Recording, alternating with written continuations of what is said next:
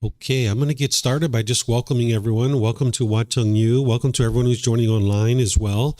Today is the beginning of our group learning program. We have a 7-month program here where each Sunday and Wednesday I'm guiding students to be able to understand the path to enlightenment. And today happens to be the first day of that program where I'm going to be introducing students to what are the teachings of the Buddha and what the teachings of the Buddha are not. And then I'm going to explain this program and what it's all about and how to get the most success out of this program as we go through our class today. First, what I'm going to do is guide students in a meditation practice so that you can actually start to learn a bit about meditation. And then I'm going to move into some teachings, helping you guys to understand other things about the teachings of the Buddha. So welcome to all of you guys here. Welcome to anyone who's joining online. If you'd like to join for meditation, the way that I start is with some chanting to ease the mind into meditation. This will actually help you to get more benefit out of the meditation itself. If you would like to chant along, you're more than welcome to. I have chanting sheets on the cabinet over there that you're welcome to help yourself to. And for those of you guys that are online, you can access this by going to our website, buddhadailywisdom.com, and then click on free books. And then if you scroll down towards the bottom, you'll see the daily chanting sheets there. We use chanting nowadays to ease the mind into meditation and get more benefit out of the meditation itself. Where during the lifetime of the Buddha, chanting was used as a way to help commit the teachings to memory. Every 2 weeks, his students would come together and they would recite his teachings orally, because during his lifetime, nothing was written down. The technology didn't exist to write things down. So he used chanting as a learning tool or as a learning device. So you can see from the origins of chanting that this isn't any like a rite or ritual or ceremony, worship or prayer, or anything like that. There's none of those kinds of things in the teachings of the Buddha. If you see those kinds of things associated with his teachings, those aren't the actual teachings of the Buddha. He never taught rites, rituals, ceremonies, worship or prayer or anything like that. His teachings aren't based in belief. So I'm going to be doing these chants as a way to ease into the meditation and get more benefit out of the meditation itself. And you guys are welcome to join along. If you read the English translations on these sheets, you're going to see a lot of appreciation, gratitude, and respect for the Buddha. And because of that, I don't think the Buddha even created these chants. They were probably created by his students, either during his life or after his death, because the Buddha wouldn't have walked around and said, "Here, chant these chants to me out of respect for me." This would be ego or arrogance. And by the time somebody gets to enlightenment, they don't have that. They don't think of themselves as being above people or below people. They just think of themselves as being equal to everybody. So the Buddha wouldn't have created these chants himself and had his students chant them to him. But if you learn from a teacher how to move from the anger, sadness, frustration, irritation, annoyance, guilt, shame, fear, stress, anxiety, loneliness, boredom, shyness, resentment, jealousy, all these discontent feelings to this peaceful and joyful mental state that is enlightenment, and this teacher didn't want anything or expect anything from you, they were just helping you out of the kindness of their heart, you'd probably have a lot of appreciation, gratitude, and respect for that person too. So that's why I suspect that these chants actually came from his students, either during his life or after his death. So you're welcome to chant along as we ease into meditation. Then once we're in the meditation, I'm going to be providing you some guidance to do breathing mindfulness meditation. This is a primary form of training that we use in order to train the mind in addition to other things. But this, in terms of meditation, is one of the primary things that we do in order to train the mind to get to this enlightened mental state. On Wednesday, as part of the group learning program, I'm going to be teaching students the detailed teachings on breathing mindfulness meditation. And if you can't attend the Wednesday class, it's actually recorded, so you can watch the recording either on YouTube, on Facebook, or a podcast or something like that.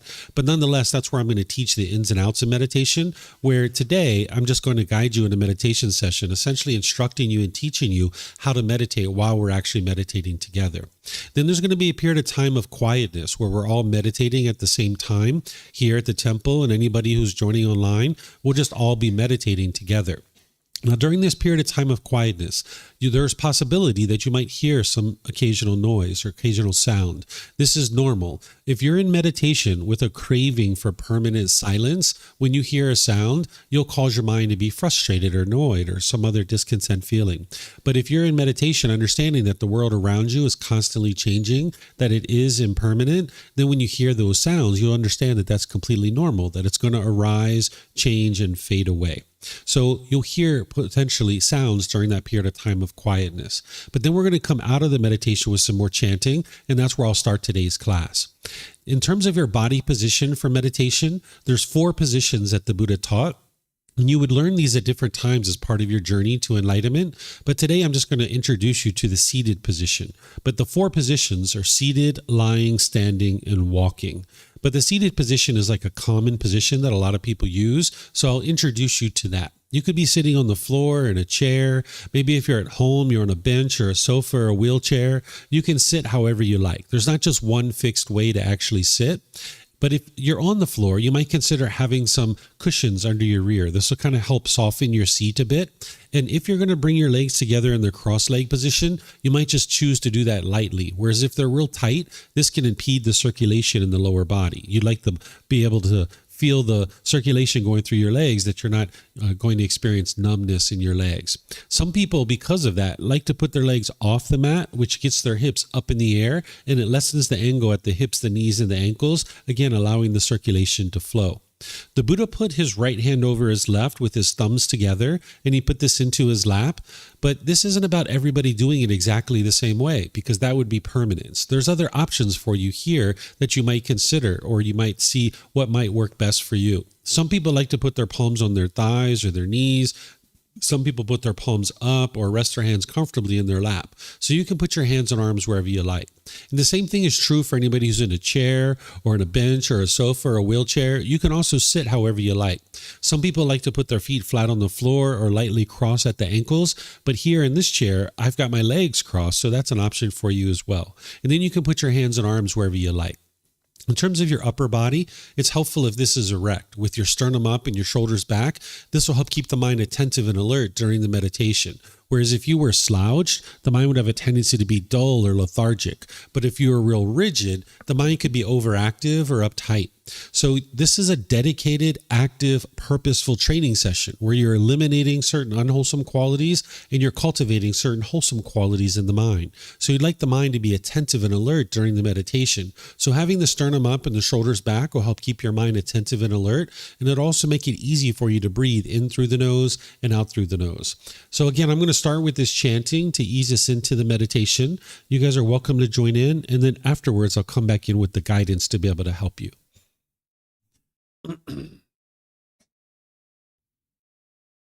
Arahang Samma Sambuddho Mahakawa Putang Mahakawanang Apivate Ami Savakato Mahakawata Tammo Dhammang Namasami Supatipano Mahakavato Savaka Sangho Sanghang Namami Namo Rasa Bhagavato Arahato Samma Sambuddhassa Namo Rasa Bhagavato Arahato Samma Sambuddhassa Namo Rasa Bhagavato Arahato Samma Sambuddhassa Iti piso Mahakawa Arahang Samma Sambuddho Vicacaranang Sammuno Sakato Rokavitu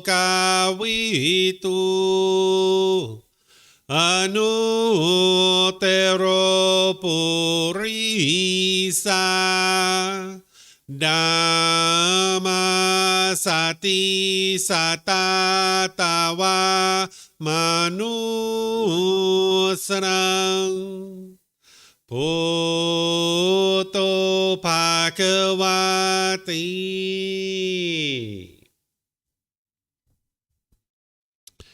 Okay, with the lower body and hands and arms comfortable, and the upper body erect, just close the eyes and start breathing in through the nose and out through the nose.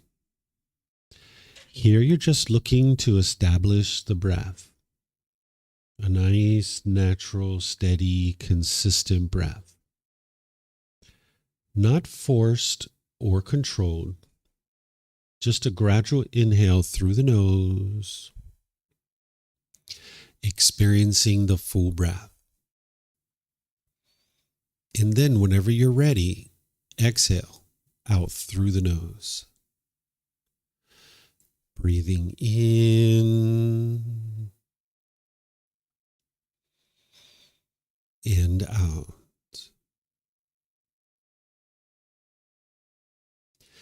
Breathing in and out.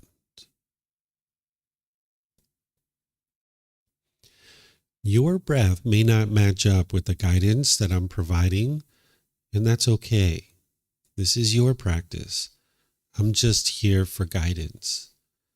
You can use this voice as a reminder that whenever you get to the next inhale, breathing gradually through the nose, developing a nice, natural, steady, consistent breath.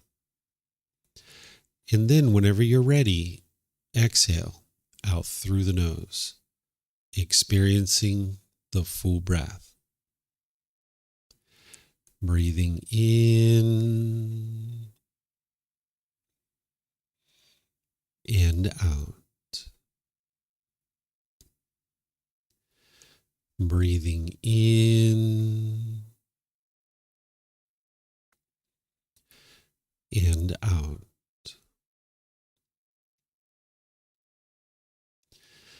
With the breath well established, start fixating the mind on the breath, either the sound of the breath coming into the nose or the sensation of air moving over the skin into the nose.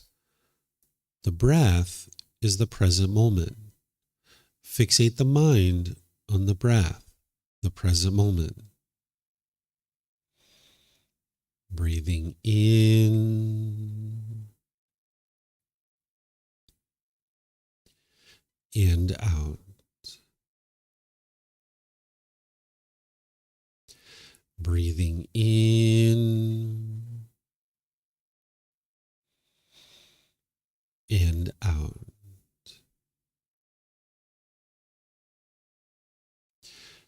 With the mind focused on the breath, whenever you notice that it moves off the breath, cut that off, let it go, and come back to the breath, the present moment. No need to observe the thought, label it, judge it, analyze it, or even try to figure out where it's coming from. Whenever you notice that the mind is moved off the breath, cut that off, let it go, and come back to the breath, the present moment. Breathing in and out. Breathing in and out.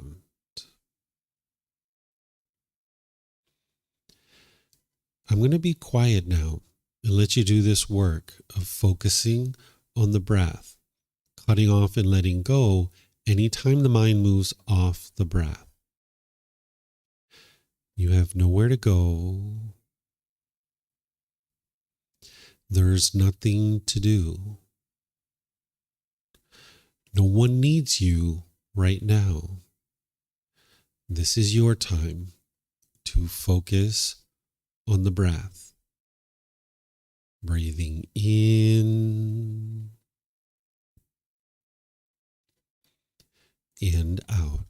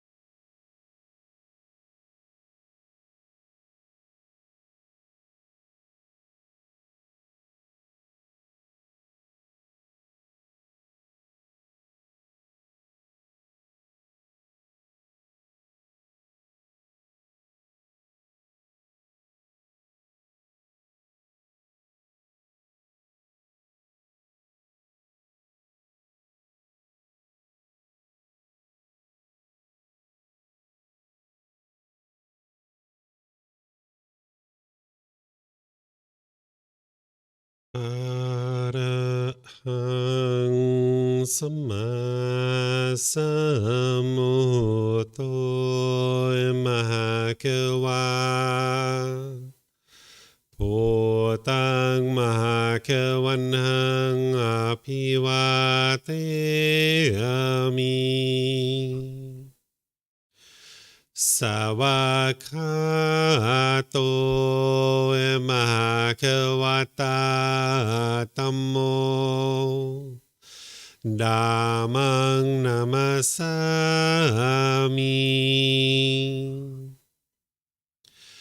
สุปฏิปันโนมหะเกวโตสาวกสังโฆสังฆังนามามินะโมตัสสะภะคะวะโตอะระหะโตสัมมาสัมพุทธัสสะ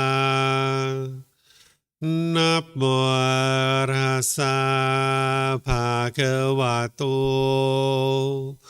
อะระหะโตสัมมาสัมพุทธัสสะ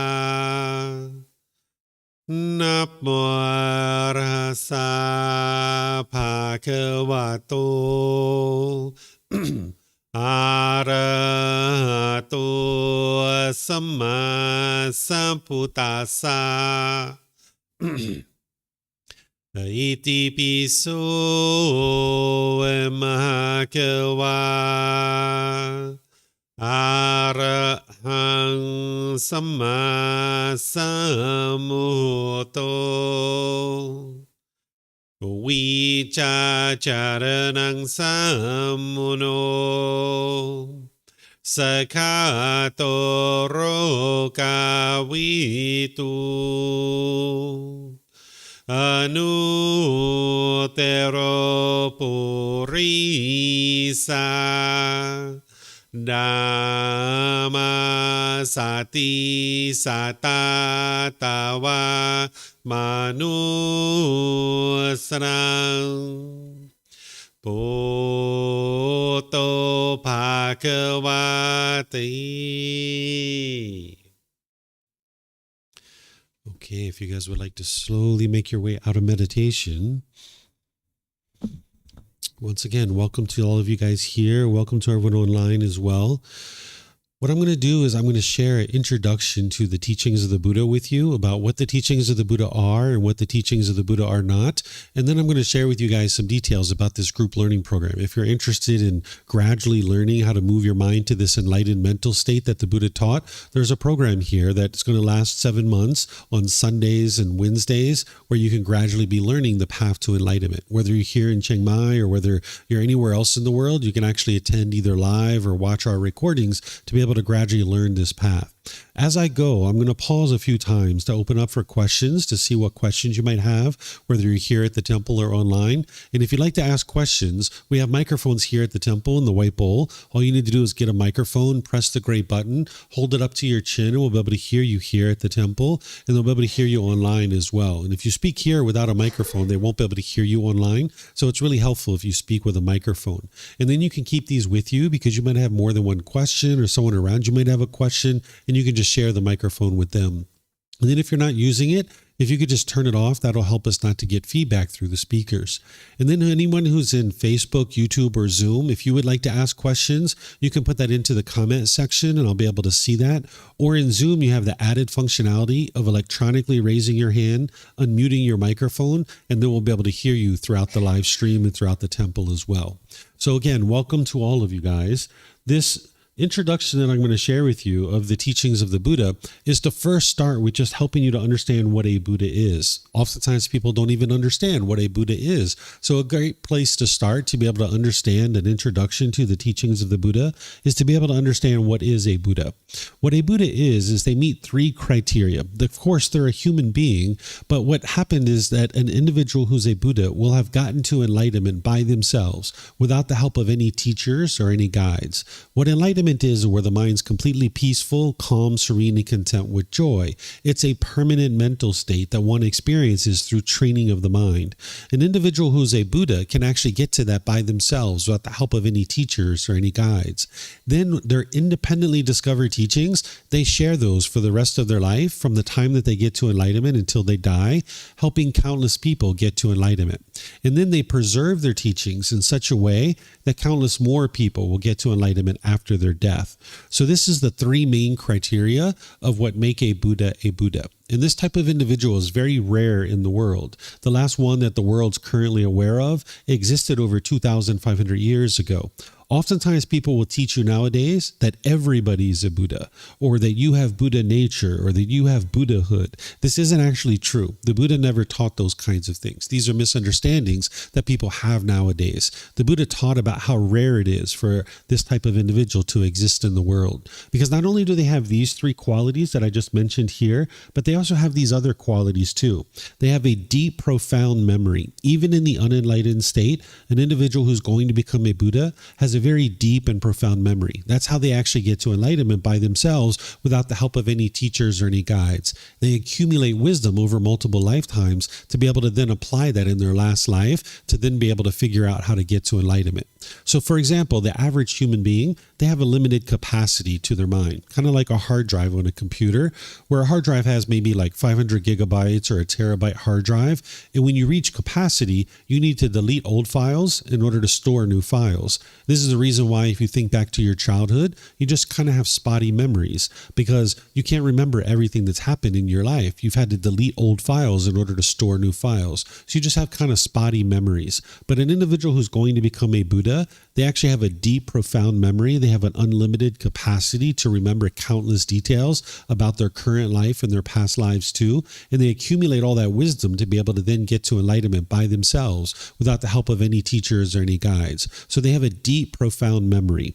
Also, they can quickly determine the condition of somebody's mind just by spending time with that individual. They can observe the quality of that person's mind, and then they're able to offer them teachings that are going to be helpful for them to be able to move their way to enlightenment.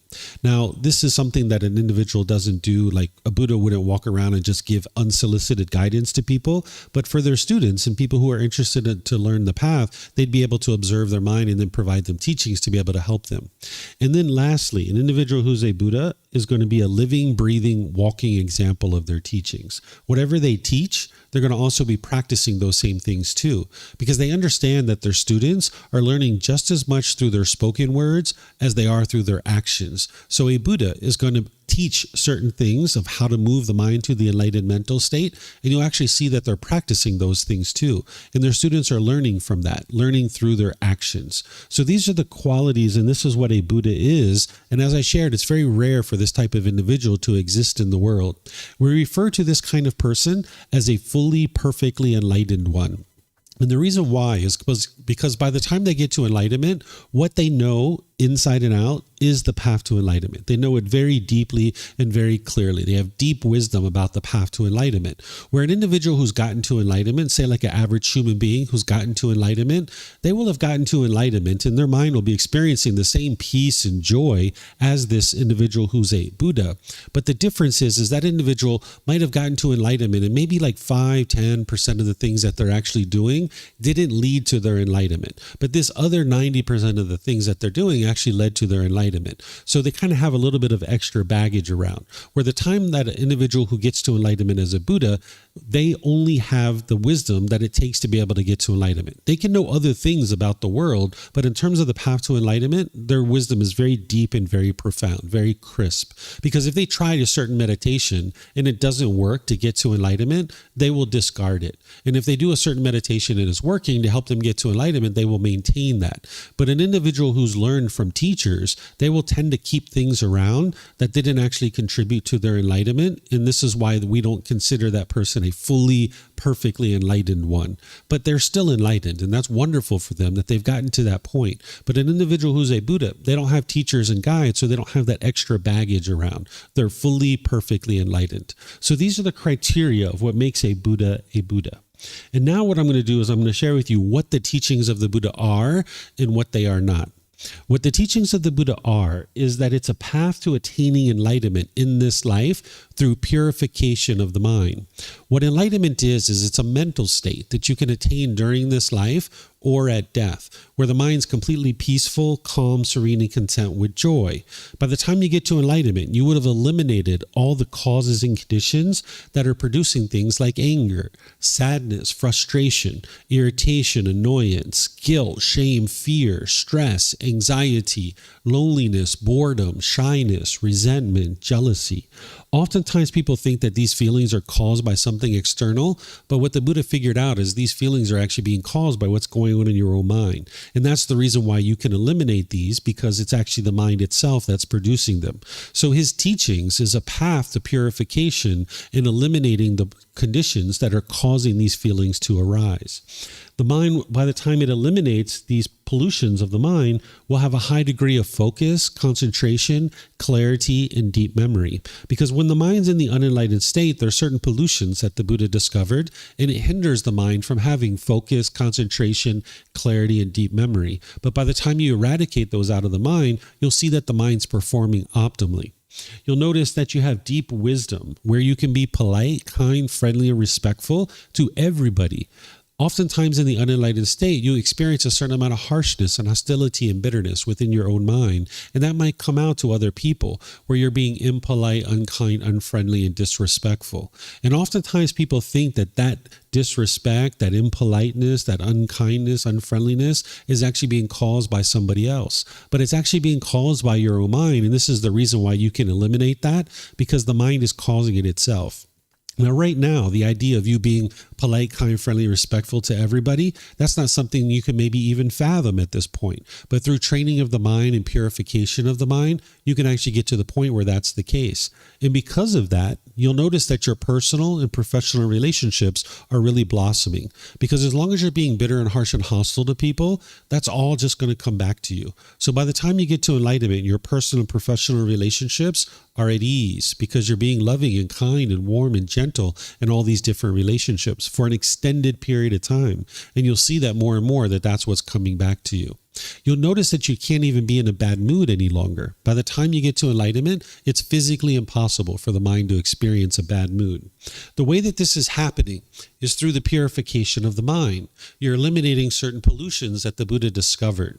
When he talks about the pollutions of mind in the deepest level of detail, he refers to them as the 10 fetters. This is something that I'm going to be teaching in this program about 4 weeks from now. The 10 fetters are the 10 individual pollutions that the Buddha discovered, and then all of his teachings are guiding you of how to uproot those with certain tools and techniques and get them out of the mind. He refers to them as fetters because during his lifetime, if they were trying to keep you confined to a certain area, like a criminal or something like this, they would attach a fetter around your ankle. What a fetter is a shackle and a chain and a ball. And then it would keep you in an open field, where today we put prisoners in jail cells or prison cells to keep them confined. But during the lifetime of the Buddha, they would just attach a fetter around your ankle. So when he discovered these pollutions in the mind, he refers to them as fetters because it's keeping the mind trapped or confined in this continuous unenlightened state of experiencing anger and frustration over and over and over again. And just like when you release the fetter off the prisoner's ankle, they're now free. The same thing is true about your mind, that as you release these fetters out of the mind and you eradicate them, the mind is now free, that it doesn't experience the anger and sadness and frustration and all those other feelings again. Now, when we talk about them in the deepest level of detail, we refer to them as the 10 fetters. But when we talk about them more from a high level, we refer to them as the 3 poisons or the 3 unwholesome roots or the 3 fires. So I'm going to give you guys a little bit of an introduction to these so that you can understand what they are at a high level. And then in 4 weeks from now, I'm going to be explaining them in detail. So the 3 poisons are craving, anger, and ignorance. They're also referred to as the 3 unwholesome roots or the 3 fires. Some people refer to them as the defilements or the pollutions or the taints. What these are is craving, desire, attachment, wants, and expectations. This is the mind longing, yearning, craving for things to be a certain way. The mind is pulling in the direction of the objects of its affection, thinking that the next new shiny object waiting around the corner is going to provide some lasting satisfaction. So the mind chases it and chases it and chases it and chases it. The mind pulls towards this thing, almost like an unquenchable thirst, thinking that something external is going to provide lasting satisfaction. And if the mind gets what it wants, it experiences pleasant feelings like happiness, excitement, elation, thrill, exhilaration, euphoria. But if the mind doesn't get what it wants, what it's longing, yearning for, it'll experience painful feelings like anger, sadness, frustration, and others. So as long as this craving and longing, yearning is in the mind's craving permanence, wanting things to be permanent when you live in an impermanent world.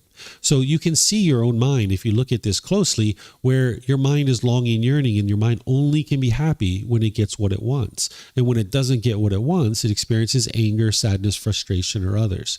And when that anger is arising, the mind attributes this to something external. The mind experiences those painful feelings of anger and frustration, and it thinks that something external is causing this. So it becomes unskillful. And what the mind tends to do is it pushes people away. This is called aversion, where you try to push away people or you push away a situation. You might have done this where you've pushed away people in your life. And you can see that this didn't solve the problem because you still get angry. You still get frustrated or agitated or annoyed. Whereas if they were the true cause of your anger, when you push them out of your life, you'd be peaceful and joyful for the rest of your life from that point forward. But you can see when you push people away, your mind still gets angry, it still gets frustrated. Or the second thing that it'll do when this anger is arising and the mind doesn't realize that it's coming from craving is it'll be bitter and harsh and hostile towards people through your intentions, your speech, and your actions. This is almost like an animal growling and roaring at another animal. Or the third thing that the mind will do is it'll tend to put expectations on people, try to pressure them or coerce them or somehow force them to be able to do things your way. The mind will put expectations on people and try to convince them to do things your way. I'm sure you've been in arguments where you've tried to convince people that they needed to stop doing what they're doing or else you're going to continue to get angry. This is the mind thinking that the problem is external, when in reality it's your own mind having craving, desire, attachment. So when that anger is arising, the mind becomes unskillful. And it's only a matter of time before you encounter someone who doesn't do things your way. So the mind's going to push away, be bitter, harsh, and hostile, or put its expectations on people. And you might even have people doing this to you too, where people are actually pushing you away or being bitter, harsh, and hostile to you or putting expectations on you. And where all of this is coming from is this third one, this third pollution. Oftentimes people refer to it as ignorance. I tend to not use that because it's a derogatory way of referring to people. The Buddha wouldn't have talked about people in a derogatory, demeaning way or degrading way, but people are translating his words into English. A better way to refer to this is the unknowing of true reality. Confusion, misunderstanding, lack of wisdom, that because the mind doesn't understand what it doesn't understand, it continues to crave, and then it has anger. So while we call it craving, anger, and ignorance, the mind's really experiencing this ignorance or this unknowing of true reality. And then therefore it continues to crave and it continues to have anger. It's like a cycle that the mind's continually stuck in. The mind is believing that it's other people that's causing these feelings. And with belief, you don't know what's true or false. The mind's just believing that. And then you act upon that through the bitterness and harshness and hostility.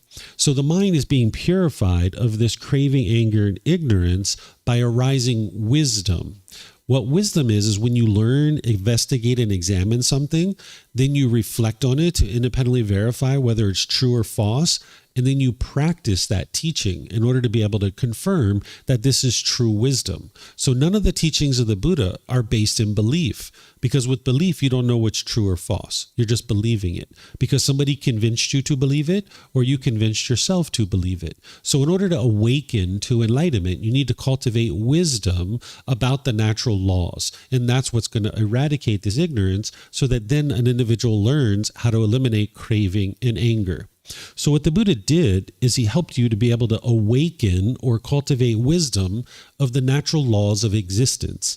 There are certain natural laws that are affecting you, whether you're aware of them or not. And when you live in a world that you don't understand the natural laws, you will tend to have difficulties and struggles.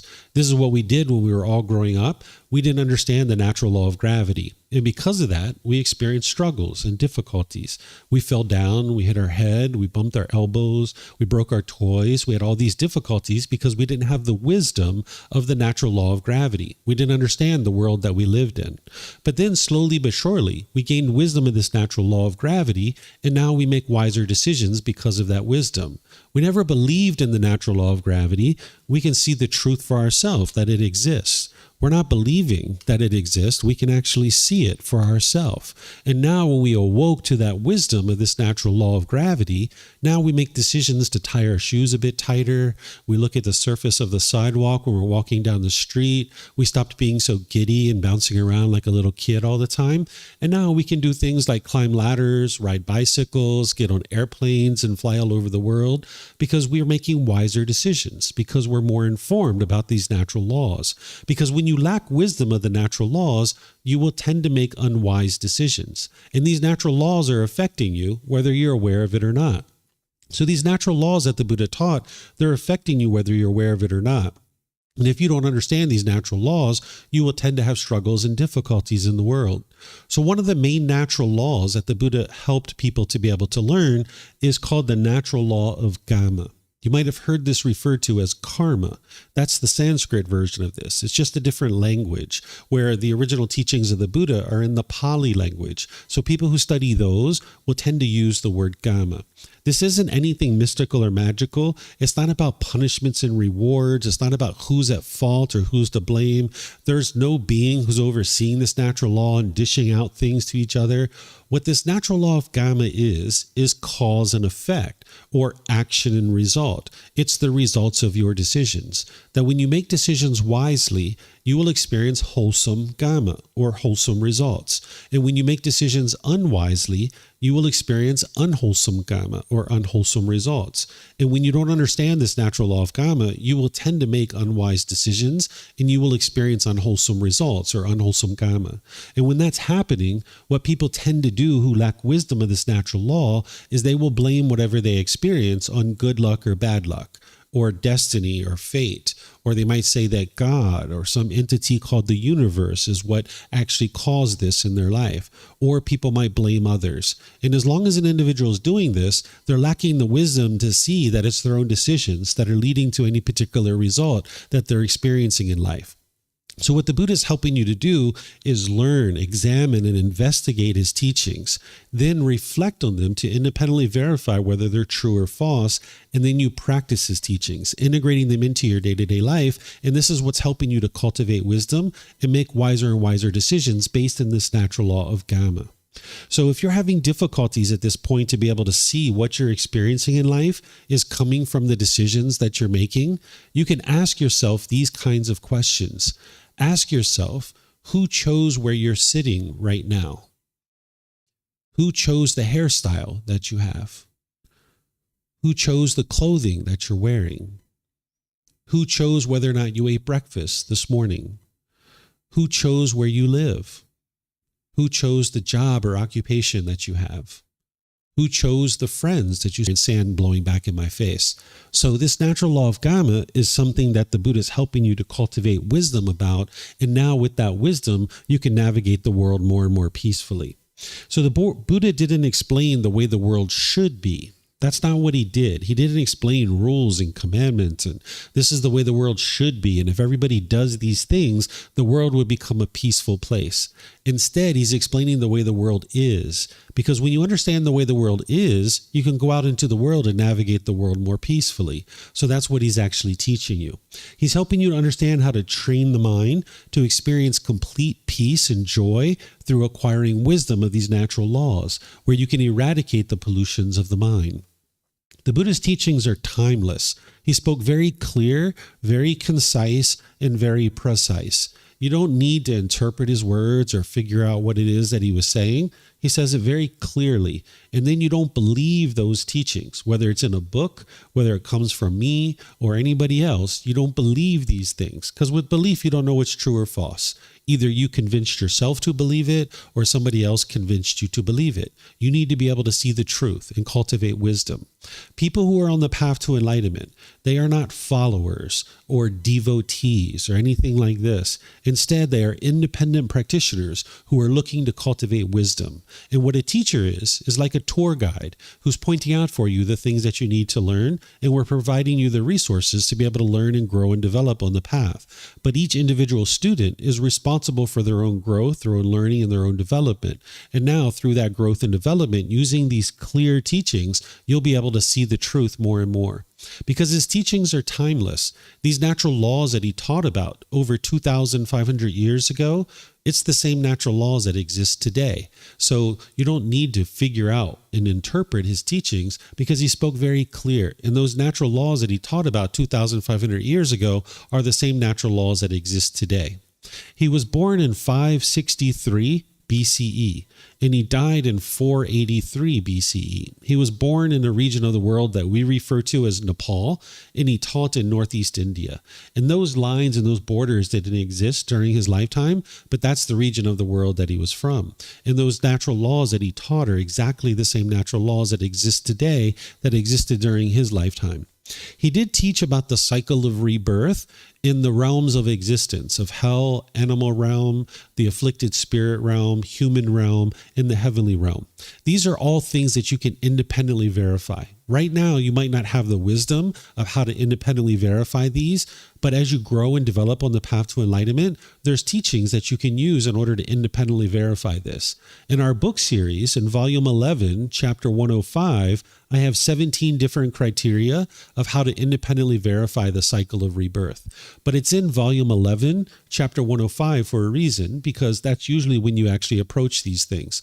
What I suggest students to do is set aside the cycle of rebirth and the 5 realms of existence when they're first getting started on the path to enlightenment. Because right now, at this point in your development, it doesn't make sense to go approach those kinds of things. There's beginning teachings that you need to be able to learn and understand, which I'm going to start teaching next week on Sunday, all the foundational teachings to be able to help students to progress to enlightenment. So you can set aside the cycle of rebirth and the 5 realms of existence when you're first getting started.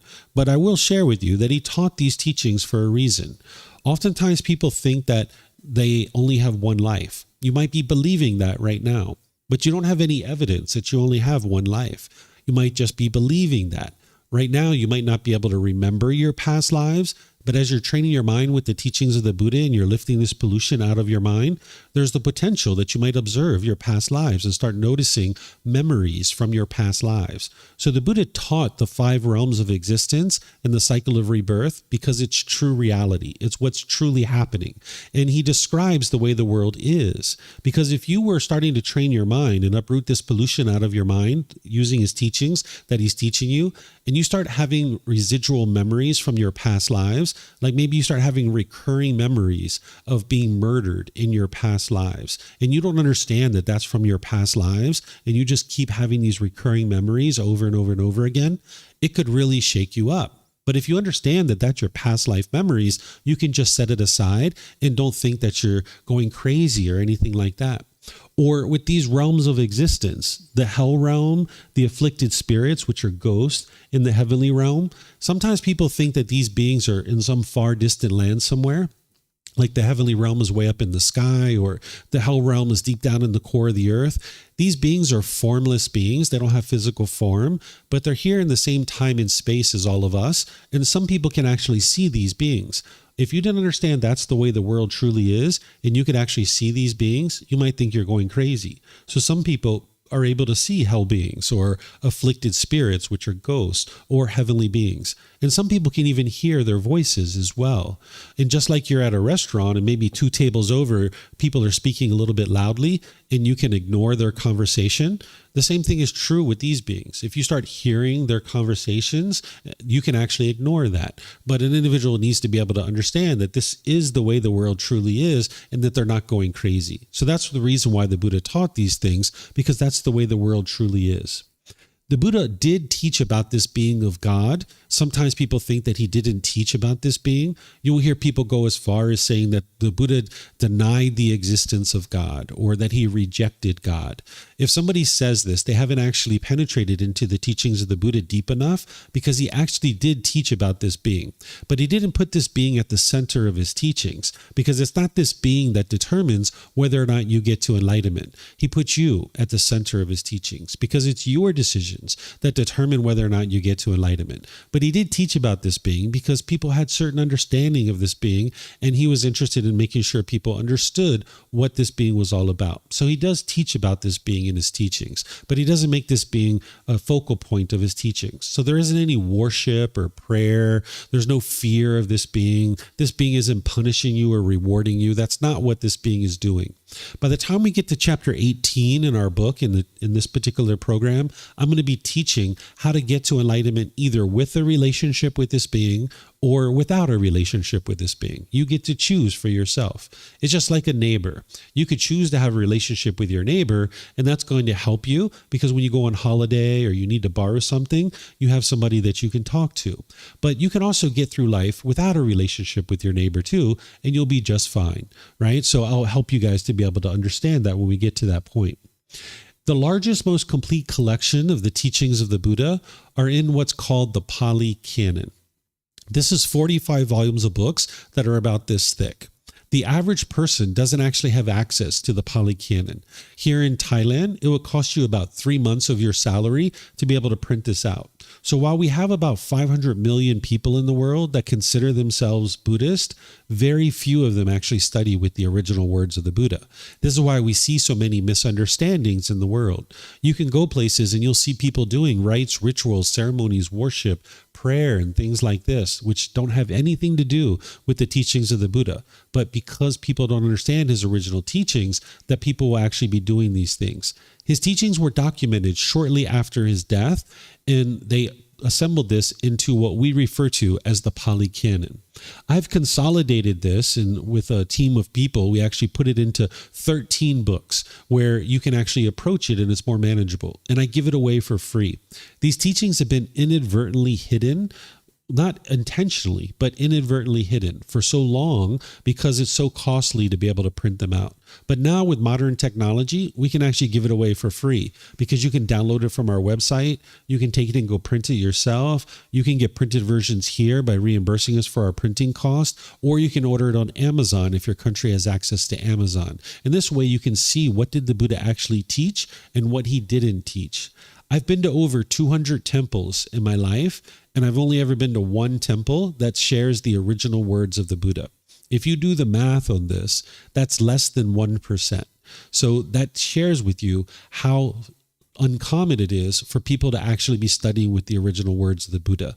Everything I share with you is based on his original teachings, and I've independently verified it for myself that it's true. And then I share it with students so that they can independently verify it as well and see their mind moving closer and closer to this enlightened mental state. One of the ways to think about what the teachings of the Buddha are is it's to heal from what hurt you so that you never need to hurt ever again. Oftentimes what people think is hurting them is the outside world. What the teachings of the Buddha are doing is it's helping you to do this inner work, this introspection, this inner development within your own mind so that you can purify the mind of the causes and conditions that are causing those painful feelings. And by the time you fully purify your mind, you'll see that you have eliminated the causes and conditions that are producing those painful feelings. So you can heal from what hurts you so that you never need to hurt ever again. And that just means that you're doing this inner work, this inner growth, this inner development, not trying to change the outside world. That's not what the Buddha is teaching you. He's teaching you to change this inner world, which is inside your own mind. So I'm going to pause here and see what questions you guys might have on what the teachings of the Buddha are. You guys can put those into Facebook, YouTube, or Zoom, or you can raise your hand in Zoom if you like. And here at the temple, you guys are welcome to use the microphones. So let me know if you guys have any questions. No questions? Okay. I don't see any questions here online either. Okay, so now I'm going to share with you guys what the teachings of the Buddha are not. This is one of the ways that I teach, is I share something that is, and then I share with you what it's not, because this actually helps you to understand what something is. What the teachings of the Buddha are not is they are not a collection of beliefs, doctrine, concepts, opinions, or views that will produce a pleasant afterlife if you believe in these things, or an unpleasant afterlife if you don't believe in these things. In fact, the Buddha's teachings aren't even about an afterlife. It's not about believing a bunch of things and then hoping something good happens when you die. It's about learning, growing, and developing in this life so you can experience peace and joy in this life. So his teachings aren't beliefs. They're not opinions or views. They're actually truths that you can independently verify. That's what he actually taught. Oftentimes people think of the teachings of the Buddha as a religion. I don't think of them that way. I would say the teachings of the Buddha are not a religion, but it really comes down to how you think about a religion. If you think about religion as one person at the top that's telling everybody else what they should or shouldn't be doing, or if you think about religion as rites, rituals, ceremonies, and worship, or you think about religion as having rules and commandments that everybody must follow in order to create a peaceful world, this isn't the teachings of the Buddha. There isn't one person at the top. There aren't any rites, rituals, ceremonies, worship. If you're seeing those kinds of things, that's not the teachings of the Buddha. Those people are misunderstanding his teachings. Or if people are teaching his teachings as rules and commandments, they haven't understood the teachings of the Buddha. So the teachings of the Buddha, in my opinion, are not a religion. But how you choose to think about his teachings, that's a choice for you to make. But I'm just sharing with you, if you think about religion in this way, the teachings of the Buddha aren't a religion. His teachings aren't about punishments and rewards. Sometimes that's the way people are taught, is through punishment and rewards. You won't see that kind of thing in the teachings of the Buddha. His teachings also are not mystical and magical or superstitious or auspicious things. Sometimes that's the way people think about these kinds of things. That's not what his teachings are. It's also not something to attempt to force others or convince others to do. Sometimes when you're learning these kinds of things, people send you off into the world to be able to convince other people to do the things that you're doing or believe in the things that you're believing. That's not what the teachings of the Buddha are. This is a path for your own inner growth, your own inner development, for you to become a better and better human being. One of the ways you might think about this is like a self-help program where you're learning, growing, and developing into a better and better human being. Also, if you spend any time on social media, you might see these short little catchy phrases and somebody will put the name the Buddha, right? And if you look at a lot of these quotes, the Buddha never actually said those things. He doesn't have these short little catchy phrases that are going to produce some kind of benefit for you. His discourses are actually very deep and very detailed. And as you study those, you'll be able to see exactly what he taught. So if you research these, about 99.99999% of the time, these little short catchy phrases were happening in the last 50, 100, or maybe 200 years. They don't even relate to the teachings of the Buddha. So you'll see these little short catchy phrases accredited to the Buddha, but he didn't actually say those things. And oftentimes they're very misleading. Lastly, the teachings of the Buddha are not teachings that are stuck in a cultural past that degrades or denigrates any particular type of person.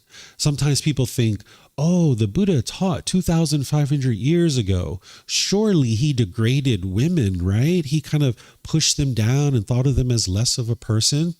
Nope, that's not what he did. He taught love and kindness and respect for everybody, not only genders, not only people of different ethnicities and things like this. He taught everybody was equal. He never taught you to degrade or denigrate anybody, whether it's a certain gender, a certain ethnic group, whether someone has a certain sexual orientation or not. He taught everybody to respect everybody, and he taught politeness and kindness for everybody. So you'll never see in his teachings that he ever is degrading or denigrating any group of people. So this is what the teachings of the Buddha are not. Do you guys have any questions on this? Any questions online? You guys are welcome to put those into Facebook, YouTube, or in Zoom. And you can also raise your hand in Zoom and ask any questions that you like. Okay, I don't see any questions. So just to summarize what I was just sharing, This is what a Buddha is that they get to enlightenment by themselves without the help of any teachers or any guides. They dedicate the rest of their life to sharing their independently discovered teachings with countless people, and countless people will get to enlightenment during that person's lifetime. They will then preserve their teachings in such a way that countless more people will get to enlightenment after their death.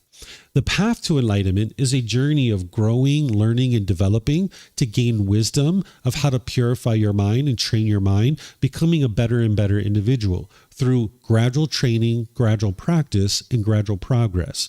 One of the biggest myths about the life story of the Buddha is people think he sat under a tree, he meditated, and then instantly got to enlightenment. This isn't actually true. You understand this to be true because everything you've ever done has been gradual training, gradual practice, and gradual progress. Whether it's learning to read, write, or speak a certain language, or some job or occupation that you have, it's the same thing. Gradual training, gradual practice, and gradual progress. And you'll see that with the teachings of the Buddha as well. And what enlightenment is it's a mental state where the mind's completely peaceful, calm, serene, and content with joy. You'll no longer experience any discontent feelings. And you'll see this occurring gradually over time. So while we call it attaining enlightenment, one of the ways to think about it is that your mind is already enlightened, but you have these pollutions that are in the way that are hindering you from being able to experience those qualities. It's kind of like the sun, and then there's clouds in front of the sun. And when you peel away the clouds, the rays of the sun start shining through. The sun was always there. It's just that you couldn't experience the rays of the sun because the clouds were in the way. So when you peel away the pollution out of the mind, now the qualities of enlightenment will shine through. And this is a permanent mental state that once you experience this, the qualities increasing. Once your mind is enlightened, you'll never experience any discontent feelings because you'll know it's 1 year, 2 years, 3 years. You haven't been experiencing any of these feelings, and you'll know that your mind is actually enlightened. So just lastly, on terms of the teachings of the Buddha, what his teachings are is to heal from what hurt you so that you never need to hurt ever again. So if you're tired of the anger and the sadness and the grief and despair, if you're tired of the broken relationships and all the difficulties and struggles in life, the teachings of the Buddha are going to guide you in being able to overcome that. Because the only reason why the mind has difficulties and struggles is because it lacks wisdom. And oftentimes when an individual is meeting with a difficult situation or a struggle, what an individual will do is kind of shrink back from that. They will kind of run away from that. And that's not what the Buddha is teaching you. Because if you step away from the struggle and the difficulty, then you're not allowing your mind to cultivate the wisdom to overcome that struggle and difficulty. So you're just ensuring that that struggle and difficulty continues. But if you face this struggle and you cultivate the wisdom to overcome it, now you can actually assure that it doesn't happen anymore because you actually have the wisdom to overcome it. So the teachings of the Buddha in progressing on this path to enlightenment is to face the struggles and difficulties of the lack of wisdom in the mind. And now you can overcome that by moving past that now you can train your mind and overcome the struggles and difficulties so they don't continue to occur. So it's important not to shrink back from the struggle, but instead to turn around and walk towards it, cultivate the wisdom, and now overcome it. So this is like the last struggle of all struggles, because by the time you overcome this challenge to be able to get to this enlightened mental state, your mind is at ease. Your life is peaceful and joyful. You don't have difficulties and struggles in life any longer. Now, in terms of this program and what it is it's a live interactive program where either in person here at the temple or online, students can be gradually learning. And I teach this through here at the temple or in Zoom, Facebook, and YouTube. I'll be live streaming each Sunday and Wednesday to be able to share these teachings. And at Sunday and Wednesday, I do this at 9 a.m. and 9 p.m. based in Thailand time. So depending on where you are in the world, that could actually be Saturday evening and Sunday morning, or you have to look at your local time zone to be able to see that. On Sundays, what I do is I go chapter by chapter in this book where I'm gradually helping students to be able to understand the teachings of the Buddha based in this book titled Developing a Life Practice, The Path That Leads to Enlightenment. And then on Wednesdays, I'm helping students to be able to understand meditation and developing their meditation practice. And you can attend these live or you can watch the recordings through YouTube or Facebook or on our podcast. We also have a Facebook group where I'm making regular posts in there to be able to help people learn. So you're welcome to join that. It's called Daily Wisdom, Walking the Path with the Buddha. And what you'll find on our website is you'll find the book, audiobooks, videos, podcasts, you'll see quizzes. These are all resources that are available at no cost to be able to help you gradually learn this path. And then there's the ability to receive ongoing support as well. There's 4 ways that you can get help from me. You can ask questions in a live class like this. You can post in our Facebook group. You can send me a private message through all the messaging apps or email or anything like that. Or you can schedule personal guidance, either in person or online, because it's one thing to learn these teachings in class, but it's a whole nother thing to relate it to your day-to-day activities and what it is that you're experiencing. So if you'd like to have personal guidance, you can actually schedule with me in person, or you can schedule online and we'll meet in Zoom. And I'll be able to help you to be able to understand the path to enlightenment through your own personal challenges. One of the ways you might think about a Buddhist teacher is like a life coach or a mentor, that we're providing you guidance to be able to understand the path to enlightenment.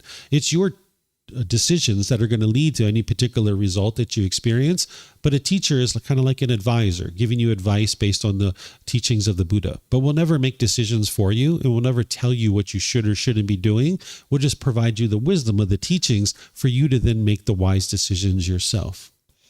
And then in terms of why somebody would be interested in a program like this, is it's to be able to get to the peace, the calm, the serenity and contentedness of mind, where the mind is joyful in this permanent mental state, where the mind can eliminate all these discontent feelings, all these feelings that you're experiencing now. You can actually eliminate the causes and conditions that are producing them. And next week on Sunday, I'm going to share the very first teaching of the Buddha, where you can see in 4 simple statements in a way that you can independently verify what's causing these feelings, so that you can see it in detail, and then you can actually start working to eliminate this. By the time you get to enlightenment, you're experiencing the peaceful life. There's no longer any difficulties or struggles. You'll still face challenges in your day-to-day life, but you'll have the wisdom of how to actually move forward with those. As I shared, you'll have improved relationships, both personally and professionally. The mind will have improved focus, concentration, clarity, and deep memory. And for some people, they're interested in eliminating the cycle of rebirth. That's part of getting to enlightenment as well. Again, you guys haven't independently verified that yet, but you won't come back into the world over and over and over again, continuing to experience certain difficulties and struggles over and over and over again. And then in terms of integrating these teachings into your day-to-day life, what you would like to be doing is gradually, slowly but surely learning the teachings. That's what Sunday and Wednesday is for. But there's also in-depth training as well.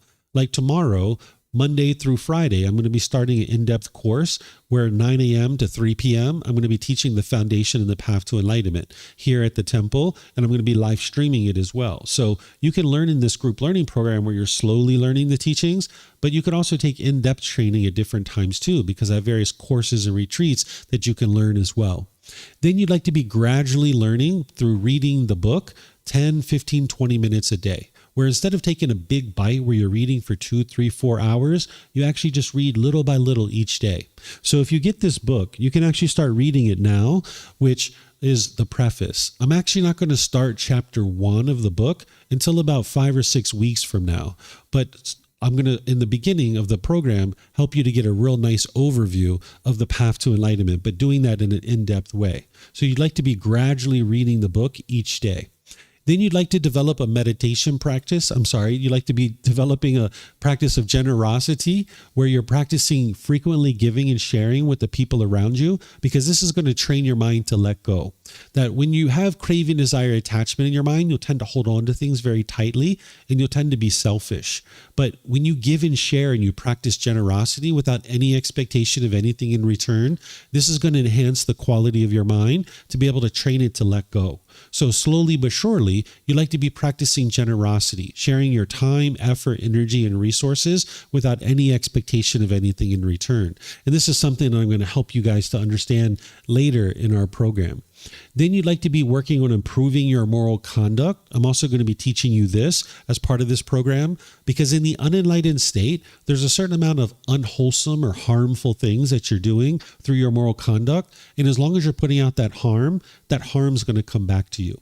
It's kind of like if there was an oil pipe that had busted and spewing oil all over the world. You're not going to go clean up the oil on the floor first. You're going to shut down the oil pipe as soon as possible, so you're not spewing oil all over the world. It's the same thing with your moral conduct. If you continue to be bitter and harsh and hostile in your day-to-day life, that's just all going to come back to you. So I'm not only going to teach you what is wise moral conduct, but I'm going to give you the tools and the techniques to be able to gradually improve this for yourself. You're not going to be able to snap your fingers and instantly implement these teachings, but gradually over time, you'll be able to improve the way you interact with people.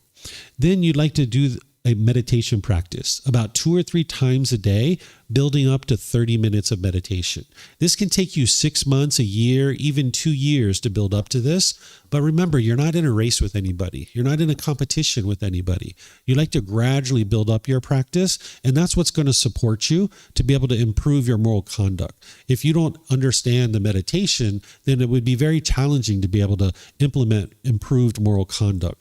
So that's going to help you to be able to bring in the moral conduct. And I'm going to teach you all these things as part of this program, but this is just kind of giving you a heads up of how you kind of integrate these teachings into your day-to-day life. And then lastly, you can seek guidance and help, like I mentioned, in those 4 different ways: through classes, through posting in our Facebook group, through sending private messages, or scheduling personal guidance. This is the book that you're going to need a version of. Either download it from our website, take it and go print it, get printed versions here, or order it on Amazon. This is the way that you can get access to the book and then be gradually learning. It's available at no cost through our website, so if that works for you, you can use that.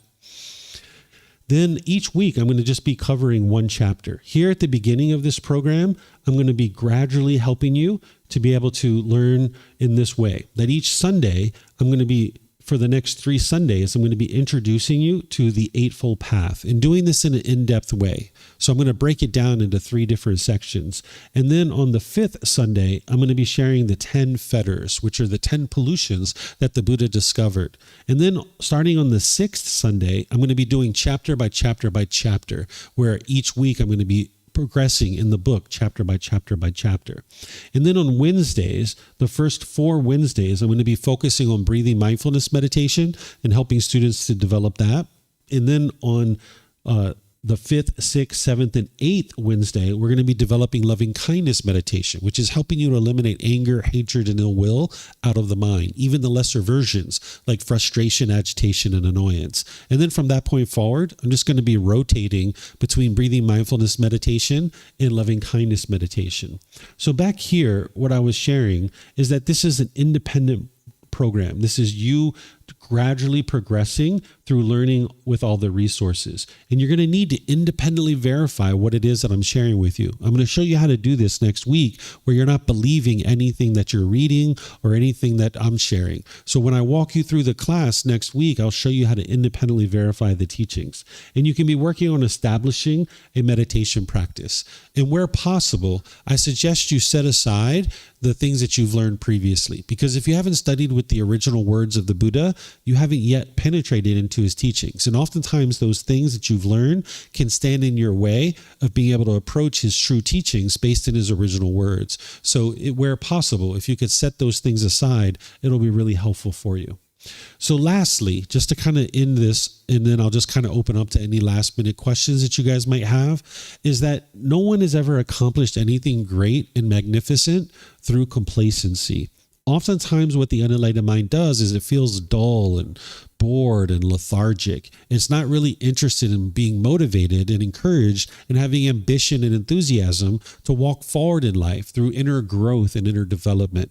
But if you're going to make progress on this path and you're going to get the most benefit out of this program, you're going to need to arise dedication, determination, and diligence, where you're gradually working towards improvement and growth in your day-to-day life. So if you're interested in experiencing this improvement in your life, learning this better way of life that the Buddha taught, there's a path for you here, and everything available is at no cost.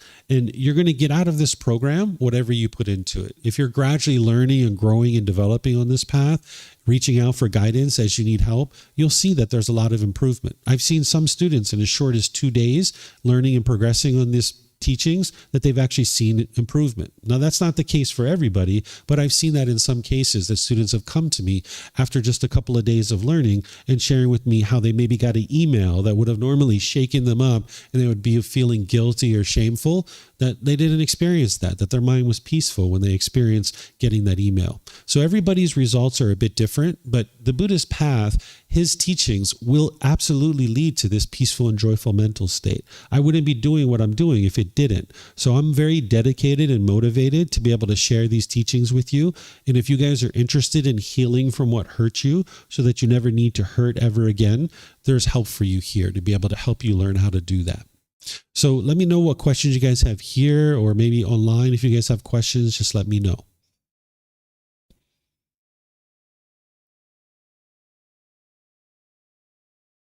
Okay, I don't see any questions anywhere. You have a question? Yeah, if you could get a microphone right there, that'd be great.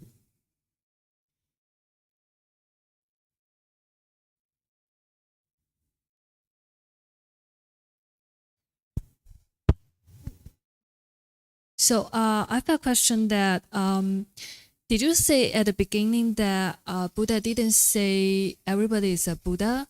So I'm wondering what did he say and how do we understand that? Yeah, I can show it to you if you like in his own words. He talks about how rare it is for a Buddha to exist in the world. It's called the 5 rare treasures. And the first one that he talks about is how rare it is for a Buddha to exist in the world, that it's very rare.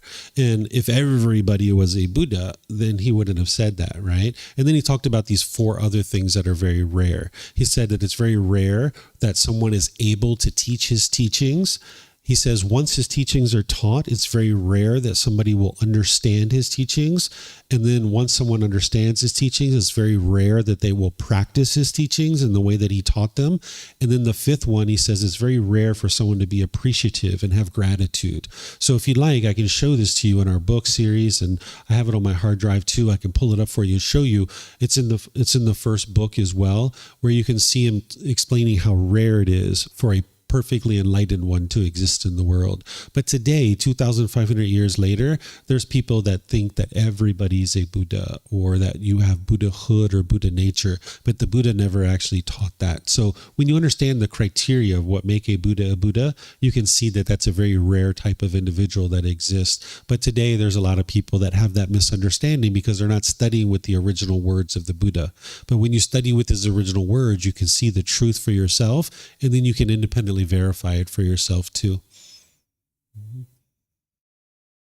Yeah, you're welcome. Okay, it looks like we have a question here. I think that's Marcy. Go ahead, ma'am. No, thank you, Teacher David. Actually, I want to lower my hand. I was going to address the Buddha nature. If you could kind of just, a lot of people have said that with me, that everybody has Buddha nature, but you did just touch on it. Okay, great. So it looks like we got that taken care of. I don't see any other questions anywhere. So what I'm going to do then is just in class by saying thank you for all of you guys for joining. Thank you for your interest to understand the teachings of the Buddha. Thank you for everyone online who's joining as well. We have a whole program here of 7 months to gradually help you guys to learn. There's help for you, and you just need to decide that you're done with the broken relationships. You're done with the bitterness and hostility and harshness, and you're interested in this improvement in your life. And if that's what you're interested in, there's help for you to be able to experience that. So from this point forward, each Sunday and Wednesday, I'm going to be sharing teachings, and they're going to be recorded. So where you can't attend class live, you can actually watch the recordings. And then I have courses and retreats here that you can attend to as we go throughout the month and throughout the year. And those are also live streamed. But depending on what program you would like to participate in, you can choose for yourself. And this particular program is really nice because it's just a little by little each Sunday and Wednesday. And you can dedicate some time to learning and growing and developing on the path. So if there's anything that you guys would like to talk about with me privately, you're more than welcome to reach out. You can send me messages and all those other things. So whatever you choose to do today, have a very wonderful and lovely rest of your day. Thank you for being here. And perhaps we'll see you guys in a future class. Be well and take care. Sawadee krap.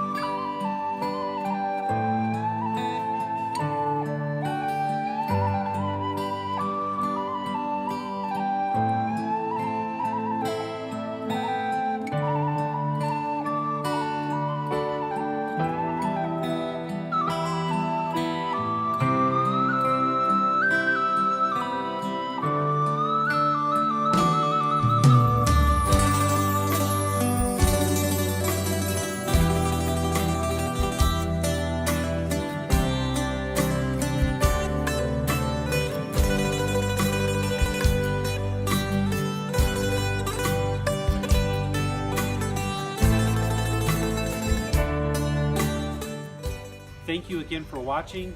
Enjoy your meditation. Look forward to seeing you online and answering any questions that you might have. Thank you so much.